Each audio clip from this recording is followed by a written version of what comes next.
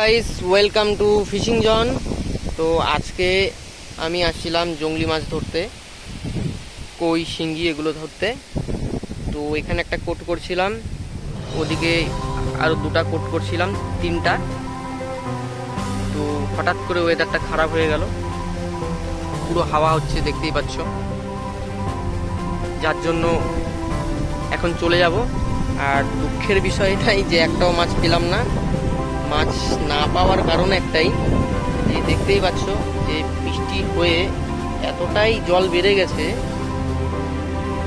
যে এই ধানের জমির মধ্যে জল চলে আসছে, নালগুলো ডুবিয়ে গেছে। এই যে আমি দাঁড়িয়ে আছি জলের মধ্যে। তো ঘটনা হচ্ছে মাছগুলো সব এই ধানের জমির মধ্যে চলে গেছে। আর জলের যে ফেলছি আমি এখানটায়, জলেরও কারেন্ট হয়ে গেছে, কারেন্ট বলতে স্রোত। তো যার জন্য আর থাকবো না। এই যে ওয়েদার, কখন বৃষ্টি চলে আসবে, পুরো মেঘ করে আসছে, কোনো ঠিক নেই।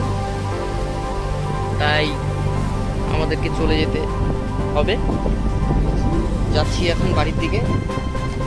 তো জায়গাটা খুব ভালো ছিল, এর আগের দিন এখানে এসে আমি শিঙ্গি মাছ, কই মাছ ধরেছিলাম। তো এখন আর এখানে হবে না,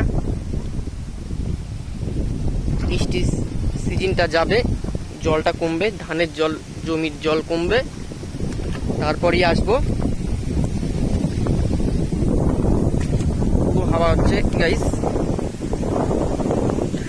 ওই যে আমাদের সাইকেল। তো গাইস, খুব দুঃখের সাথে আমাদেরকে চলে যেতে লাগছে। গাইস থ্যাংক ইউ, আবার দেখা হবে ভালো কোনো ভিডিওতে।